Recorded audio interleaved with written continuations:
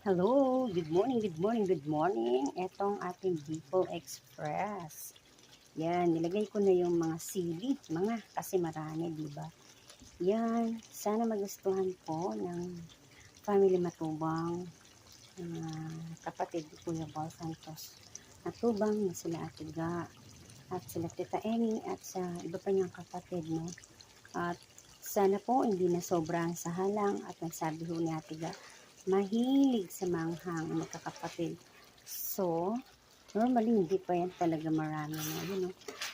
Pag nagmamantika na, doon natin tanggalin sa kalan para lalong mas creamy at yummy nang hindi tayo ma-reject. Diyos ko, Kapampangan po ang nagluto, hindi ko Bicolana. Nawa, Tita Emi ulit, gustuhan niyo po ang aking luto. At sa muli ng pagluluto.